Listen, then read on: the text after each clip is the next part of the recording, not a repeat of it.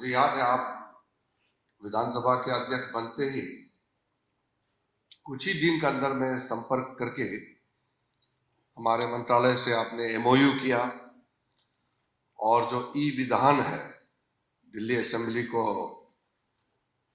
Totally digitalise करने के लिए जो कार्यक्रम आपने शुरू किया वो समयबद्ध आपने क्रियान्वित किया है और मैं उसका लॉन्च के लिए भी आया था और उसका उद्घाटन के लिए भी मैं आए थे। आज हमारा लोकसभा स्पीकर ओम बिरला जी के साथ में हम भी यहाँ एक महत्वपूर्ण कार्यक्रम के लिए आपके बीच में आए हैं। जब मुझे बताया गया कि ये विधानसभा का इतिहास पुराना है और इससे जुड़े हुए कई चीजें हैं जिसको उजागर करना जरूरी है और उस क्रम में आपने जो विधान चेतना प्रकाशन करने का निर्णय किया और आज उसका लोकार्पण है, तो मैं समझता हूँ ये महत्वपूर्ण कार्य है और मुझे भी आपने आमंत्रित किया है तो मुझे जरूर आना चाहिए, इसलिए मैं भी इस एक सुख पल के लिए यहाँ आया हूँ।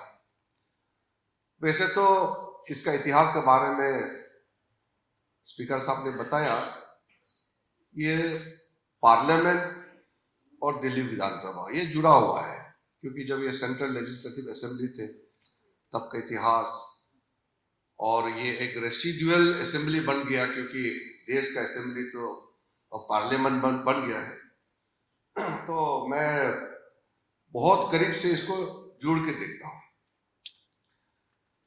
दिल्ली पूर्ण राज्य नहीं है लेकिन दिल्ली विधानसभा का अपना एक महत्व है और राजधानी होने के कारण दिल्ली असेंबली में जो घटनाएं होती हैं, जो चर्चाएं होती हैं, तो उसका एक तरीके से काफी लोगों तक इसका प्रचार प्रसार भी हो जाता है, इसका अपना महत्व है। तो दिल्ली का असेंबली का अपना एक महत्वपूर्ण स्थान होने के कारण दिल्ली असेंबली अच्छा से चले ये भी उतना ही जरूरी है।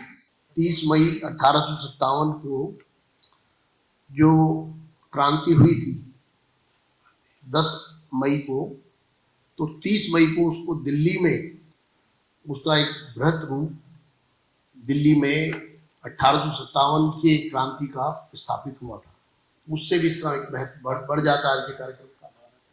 दूसरा मैं ये भी कहना चाहता हूँ कि आज आपने अभी जो वीडियो देखा है डॉक्यूमेंट्री, एक तरह का ये सार है क्योंकि ये जो सदन है ये एक ऐतिहासिक स्थल है और मैं आदरणीय बिरला जी को बताना चाहता हूं कि जनवरी 1926 में पहली परंपरा वीर विठल भाई पटेल जी ने अध्यक्ष बनने के बाद जो स्थापित की, हर वर्ष वायसराय साल के पहले सिटिंग पर सदन को एड्रेस करने आते थे और विठल भाई जी अध्यक्ष थे।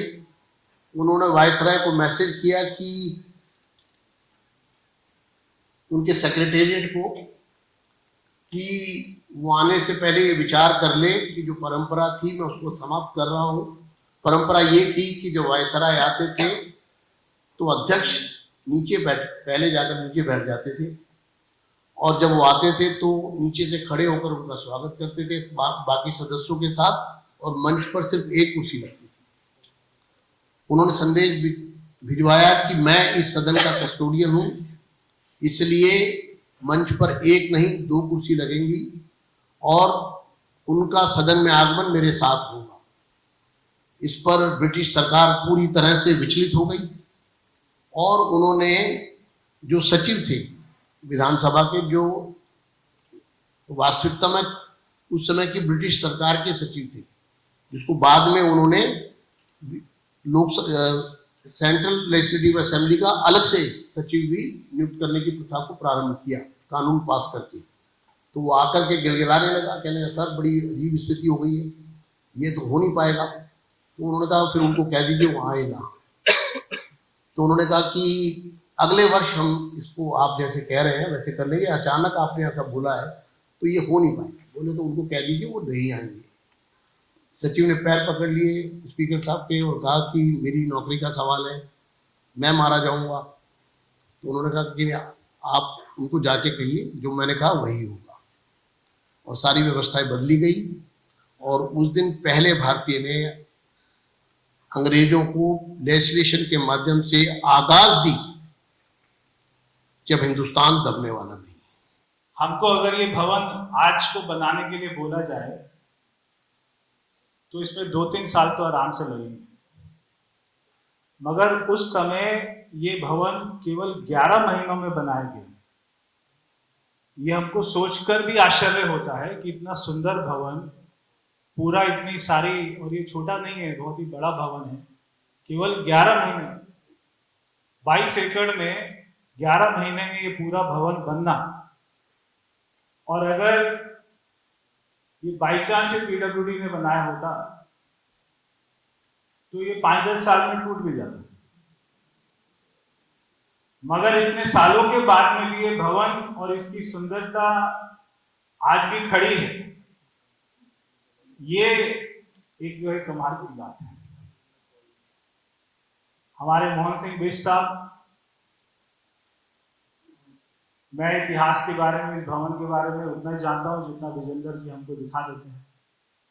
अभी ये किताब लेकर आ रहे हैं तो उसको हम लोग पढ़ेंगे भी, मगर जिस कमरे में बिष्ट साहब बैठते हैं वो पहले वाइसरॉय का कमरा था। तो इस भवन का इतिहास बहुत है। और हमारे स्पीकर साहब जो काम कर रहे हैं, मैं ये अपने दिल से कहना चाहता हूं कि जैसे सेठ फतेहचंद ने 11 महीने में बनाया भवन, वैसे इन्होंने 1 साल में इसकी सुंदरता को, हमारे इतिहास को ये पूरा जीवित करके रख दिया।